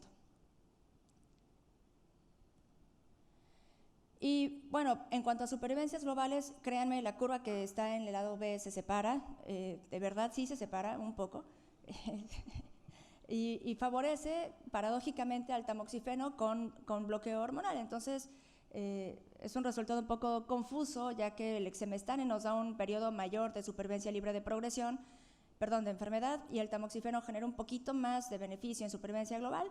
En pacientes que reciben quimioterapia previa, también el beneficio se va a ver un poquito más acentuado con tamoxifeno, ya considerando a todas las pacientes, y hubo menores tasas de recaídas a distancia, pero con el esquema de exemestane con bloqueo hormonal. Y cuando se hace el estudio de los dos juntos en SOFT y TEXT, entonces vemos que la diferencia absoluta del beneficio del doble bloqueo es del 4% y que no hay ningún beneficio en supervivencia global. Todos conocemos los efectos adversos, no se los voy a mencionar, solamente pues, el incremento importante en el riesgo de osteoporosis, de fracturas y de sintomatología musculoesquelética en general. ¿Qué dicen las guías? Las guías dicen a toda paciente con ganglio positivo hay que ofrecerle quimioterapia extendida. Hay que ponderar el riesgo-beneficio y la tolerancia a tratamiento que van teniendo las pacientes. Ellos están bien con que hagas un esquema de tamoxifeno 5 y continuar con 5, con que hagas tamoxifeno con switch, con inhibidor y continúes con un inhibidor, o bien que hagas un inhibidor de aromatasa durante los 10 años. Ellos también mencionan a pacientes con ganglios negativos y quienes consideran de alto riesgo. Ellos dicen que de alto riesgo cualquier paciente con un tumor T1C hasta T3 que tenga un riesgo alto por firmas genómicas y grado tumoral elevado, ¿no? ¿Qué queda en duda todavía? Bueno, inhibidor con inhibidor de aromatasa, hay que recordar que los estudios son mucho más recientes y les hace falta un seguimiento a largo plazo para ver exactamente el beneficio que van a tener y los efectos adversos que va a conllevar llevar 10 años de tratamiento con inhibidor de aromatasa. Los 3 principales son el NSABP42, el MA17R y el DATA, y hasta el momento el beneficio alcanzado con esta estrategia es del 2 al 4%. ¿Cuándo integrar el tamoxifeno? Si seguir los 5 años o parar al segundo o al tercero o ya no darlo. ¿Cuál es el mejor esquema con inhibidor de aromatasa? Y repito, falta seguimiento de estos estudios. Comprobar si dar solo 7 años o 7.5 es igual que los 5 años en la terapia extendida, o el mejor esquema de tratamiento. No se vio un impacto deletéreo en dar 9 meses sí y 3 meses no, y bajaron hasta el momento. Las guías NSSN pues prácticamente te dicen dales lo que quieras, ¿no? Si es premenopáusica, empieza con tamoxifeno y puedes seguir con tamoxifeno los siguientes 5, o puedes empezar con tamoxifeno y si se vuelve posmenopáusica pasarle a un inhibidor con su bloqueo. Y si son posmenopáusicas, pues igual, puedes empezar con tamo, hacer switch y continuar. No importa lo que hagas, el chiste es hacerlo. Muchas gracias.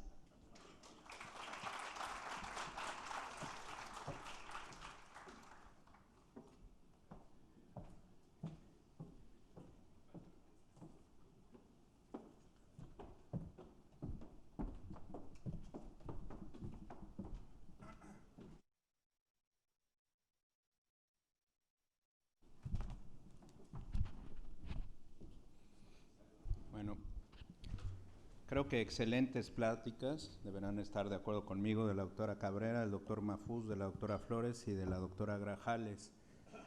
Y sin duda, creo que debe de haber preguntas, sin duda, ¿no? Debe de haber alguna pregunta porque hay muchísimas cosas en discusión que ahorita se habló. Sí, doctor. Sí, para Paula. Hace unos años tuve la oportunidad de analizar una de las tesis en la UNAM de uno de los egresados ahí del instituto de la utilización de la ecuación de Magee en sustitución del Oncotype. El resultado era adecuado en los extremos, pero el grupo intermedio era siempre el que causaba esta situación. Tomando en cuenta que ahora ya desapareció ese grupo intermedio, ¿no se ha reevaluado ese estudio que hicieron ustedes para ver la correlación del Magee con el objeto de tropicalizar un armamento que pueda ser utilizado no con una certeza absoluta, pero lo más cercano a la realidad sin tener que utilizar el desembolso económico que representa la firma genómica? Antes que preguntes, yo también, nosotros en el Hospital General lo hemos pensado también usar el Magee para tomar decisión. Para decir, bueno, los intermedios probablemente puedan ser los que vayan a Oncotype. Es una muy buena pregunta, a ver qué. Sí, fíjese que sí, efectivamente, digo, la tesis tal cual usted mencionó, los resultados así fue, del doctor Jasso, y el profesor fue el doctor Bargallo. Estrictamente no lo hemos hecho formalmente, pero lo que sí hemos hecho dentro de las unidades es que le calculamos el número y lo ajustamos al nuevo punto de corte que Taylorex nos documentó, que es 25. Entonces, o sea, como tal, no lo hemos hecho en el documento, pero en la práctica diaria, todos sí traemos en la mente el cálculo del Magee, que es muy sencillo y está en la red, lo pueden bajar. Y literal, digo, voy a hacer una frase muy coloquial que Diana no me dejará mentir, pero decimos, bueno, ¿a cuánto le calculan que va a salir? Digo, en la unidad funcional, ¿no?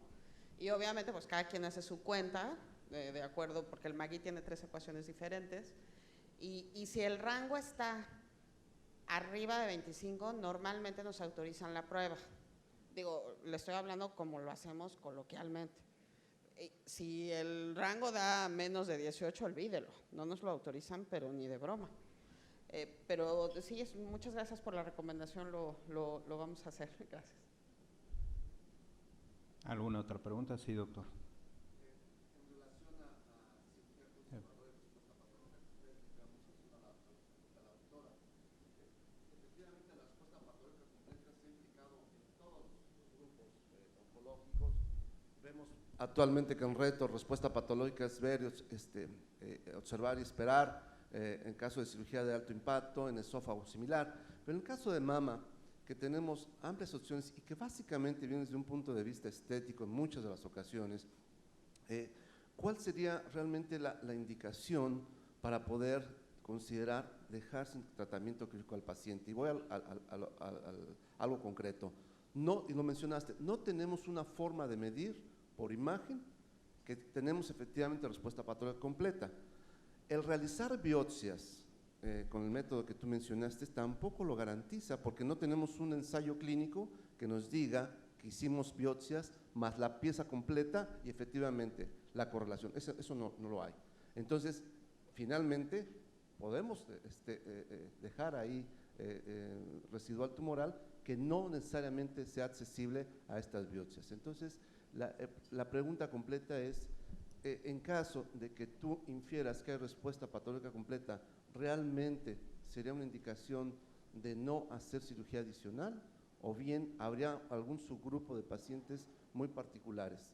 Y la pregunta para la doctora también en el sentido de estos pacientes que efectivamente tienen respuesta patológica completa y que por distintos grupos etarios, hablo concretamente de pacientes de más de 70 años, que es probablemente una conducta distinta, que se infiera también respuesta patológica completa al tratamiento neoadyuvante, ¿estaría indicado un manejo complementario adyuvante? Una vez que tienen respuesta patológica completa, no hay que dar más tratamiento hasta el momento. O sea, únicamente las pacientes que no tienen respuesta patológica completa hay que dar un tratamiento adicional. ¿Y qué son R2 o T3? Ajá. HER2 y triples nada más. Y en HER2 positivas hacer el tratamiento estándar, que es completar tratamiento.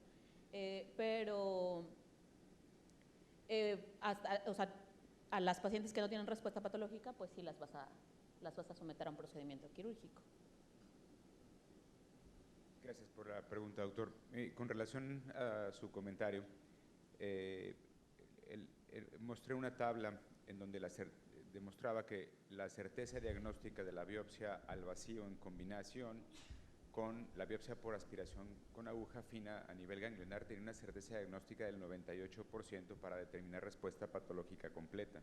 Si bien es cierto los estudios de imagen no son tan exactos, la biopsia cuando se hace con un sistema de corte al vacío, que se obtiene una buena porción de tejido, sí nos ofrece una certeza diagnóstica. Y es en ese grupo en donde podríamos obviar. La pregunta que usted hizo no está contestada aún, eso es un hecho, no está contestada, pero es en el grupo en el que se está haciendo el protocolo.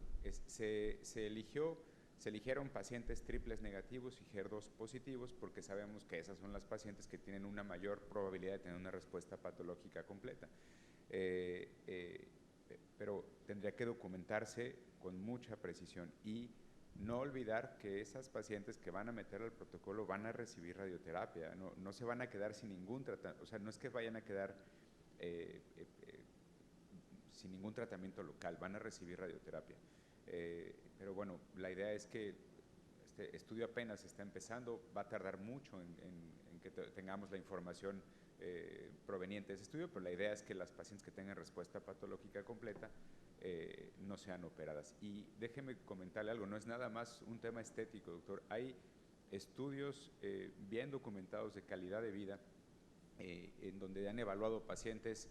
De hecho, nosotros publicamos uno en una revista nacional hace 4 años en donde evaluamos 3 grupos de pacientes. Pacientes sometidas a cirugía por cáncer de mama con reconstrucción, pacientes sometidas a cáncer de mama sin reconstrucción, y la comparamos con un grupo control de pacientes no operadas, y aún las pacientes reconstruidas tienen un detrimento en su calidad de vida desde el punto de vista social, funcional, sexual, etc.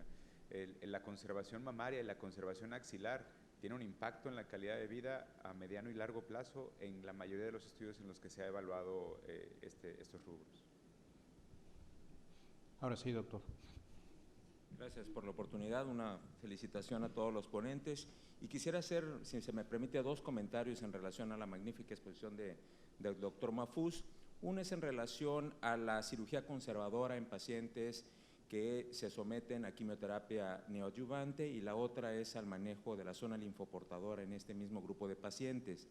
Es menester decir que no solamente la etapa en sí o el tamaño del tumor en sí mismo decide la terapia posterior quirúrgica, sino el sitio del tumor. Es muy importante en lesiones centrales, en lesiones T4 con infiltración dérmica o con infiltración de la parrilla costal, que verdaderamente nosotros comprobemos que la respuesta a nivel sobre todo dérmico es adecuada o es eventualmente completa, puesto que es una formal contraindicación no solamente de cirugía conservadora, sino también de cirugía en sí misma.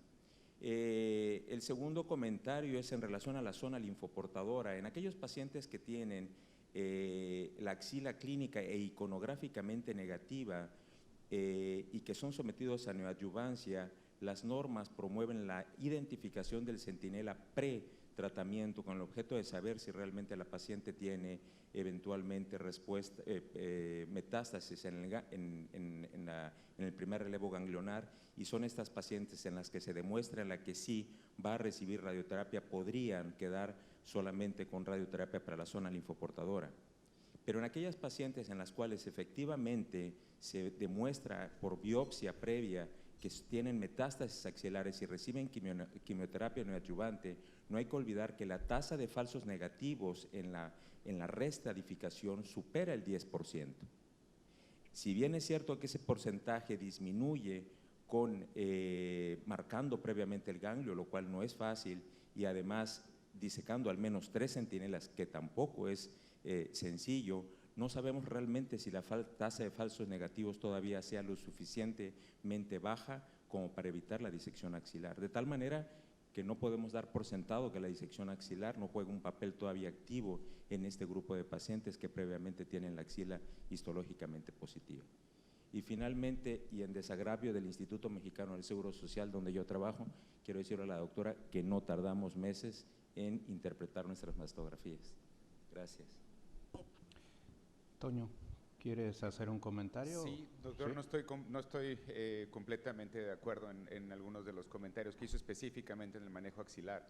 Mostré un metaanálisis. Usted, todos sabemos que para tener validado un procedimiento de ganglio centinela tenemos que obtener dos resultados. Número, que lo identifiquemos en al menos el 90% de las veces, y que nuestro índice de falsos negativos no supere el 10%.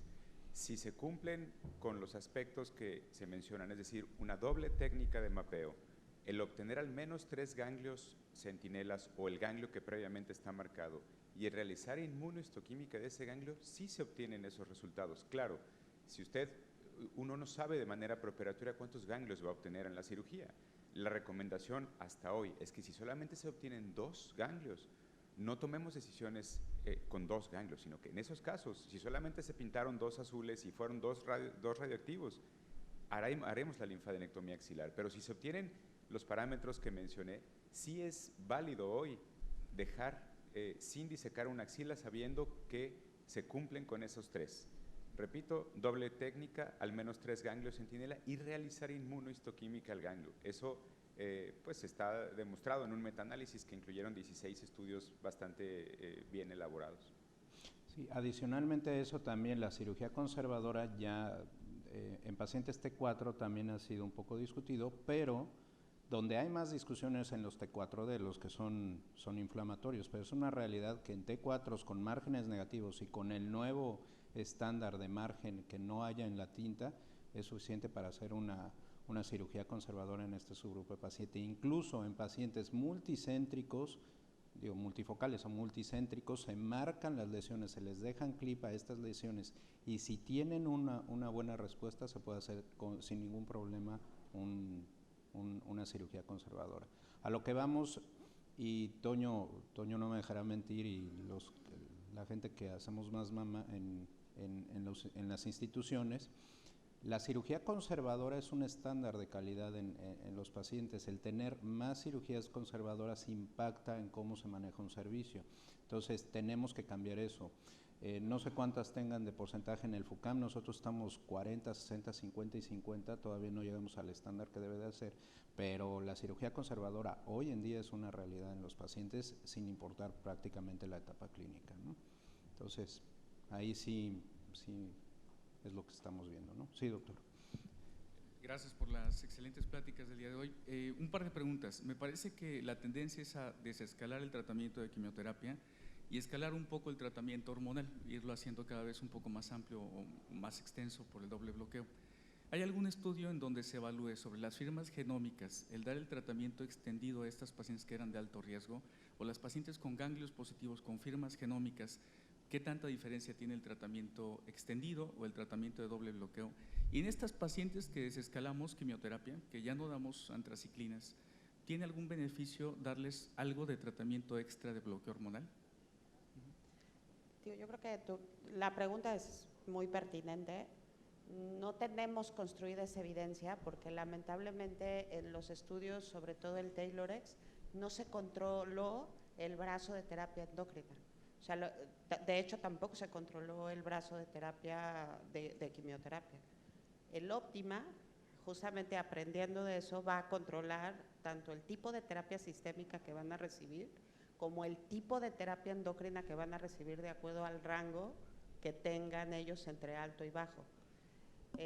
Particularmente el bajo, pues ellos ya van a definir, o sea, lo tienen prestadificado qué hormonoterapia van a dar. Y a los de alto, que obviamente no puedes dejar de darles terapia endocrina, también lo van a estratificar. No tenemos esa evidencia clara, lo asumimos, pero el TAILORx no fue diseñado para que tú desescalaras quimioterapia y aumentaras, justo como usted está diciendo, el doble bloqueo. En la práctica, si nos remontamos a Sofitext, que finalmente son ese grupo de pacientes de alto riesgo premenopáusicas, que son las que pueden beneficiarse de este doble bloqueo. Ahorita voy a lo de los 10 años, pero bueno, eso se lo dejo a Chío, pero del doble bloqueo. Finalmente, la tendencia es a que si tienes esa paciente y genómicamente, independientemente de la firma, te dice que genómicamente es de bajo riesgo, no tendríamos por qué sobretratarla con un doble bloqueo.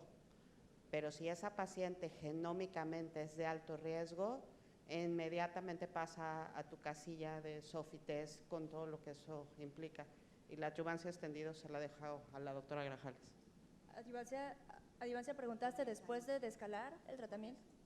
De dar, digamos, 4 ciclos de TC en lugar de dar tratamiento secuencial en una paciente en donde en adyuvancia la vas a llevar a bloqueo hormonal, ¿considerar solamente bloqueo hormonal 5 o 10 años o considerar alguna otra estrategia?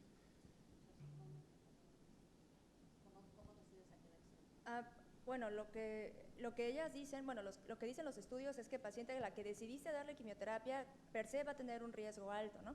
O sea, si tú consideraste como para darle quimioterapia, aunque no fuese un tratamiento secuencial y estás descalando, a esa paciente pues vas a encontrar datos que te van a indicar que son de alto riesgo, incluso cuando sea ganglio positivo. Las guías ASCO, justo es lo que menciona, en pacientes con ganglio positivo no le das a ninguna terapia extendida y ellos te dicen sí, las que tienen alto grado tumoral o tumores de 2 centímetros, por ejemplo, puedes extender el tratamiento, ¿no? Eso sopesando riesgo-beneficio, porque como ves los beneficios absolutos son muy bajitos, ¿no? Entonces,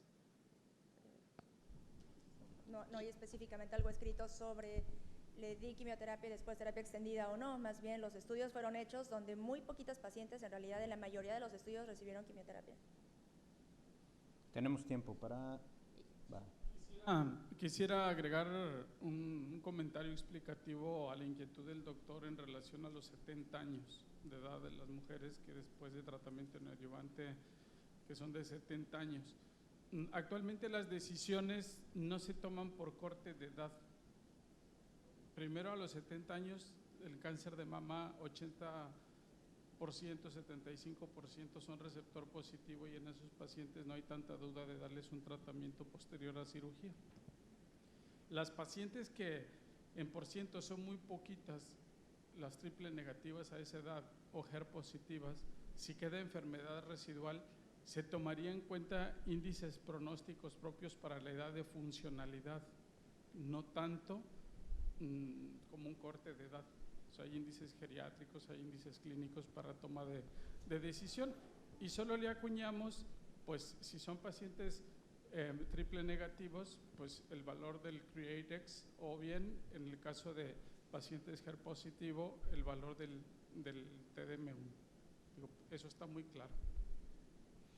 Doctor.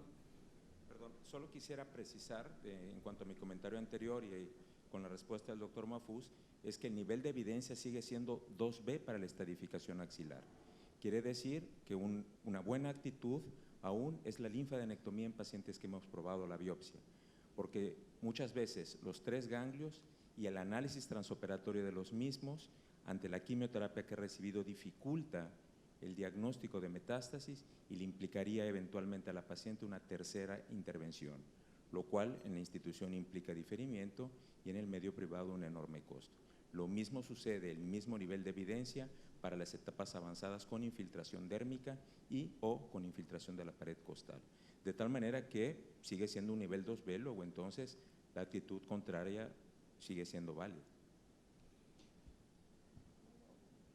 Yo creo que en cáncer de mama hoy la generalización es complicada.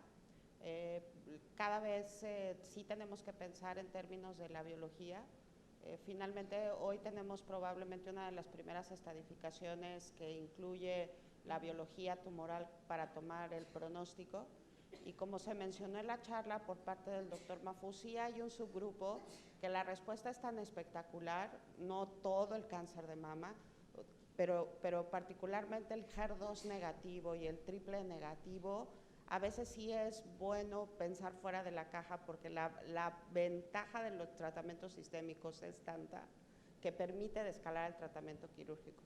Me queda claro, digo, mucho de lo que hacemos no es De hecho, hay una referencia donde prácticamente nos apegamos a las guías clínicas porque los pacientes no leen las guías y tenemos que tomar decisiones con la información disponible, pero digo, discúlpame que se lo comente, pero tampoco me parece que lo que haya comentado el doctor Mahfouz está fuera de contexto. Sí, claro. De hecho, perdón, a la fecha, doctor, no se ha demostrado que la linfadenectomía axilar aún en pacientes con ganglios positivos tenga impacto significativo en la supervivencia. Sí, el Z11 es un ejemplo, ¿no? Digo, 2 ganglios positivos no se hace. Y de hecho ya hay protocolos con N2 que si desescalan a N0 después de quimioterapia, muy probablemente en un futuro, en un grupo de pacientes, no se tenga que hacer disección axilar. Los ganglios la linfadenectomía en ganglios N0 ha muerto y murió desde hace tiempo y ya no se debe de hacer. En pacientes N1 y N2, en un subgrupo de pacientes, según como vemos los estudios, es muy probable que muera, ¿no? Pero bueno, esto es un punto de discusión que no solo lo tenemos aquí, sino en todo el mundo, ¿no? Bueno, vamos a terminar aquí por aras de tiempo. Como les digo, son temas muy interesantes. Un aplauso, por favor, para los ponentes. Vamos a la foto ahorita. Lupita se va a encargar y toda la parte administrativa de esto. Y en lugar de 20 minutos va a ser media hora. Son las 11 de la mañana, 11:30. Vamos a empezar lo siguiente. Tenemos que ir a sacar las maletas, entregar la llave y regresamos para acá. ¿Es correcto, verdad, Lupita? Sí, ok, eso es lo que tenemos que hacer. No se quiten los brazaletes, por favor, para que, bueno, si quieren comer, si no quieren comer, quítenselo.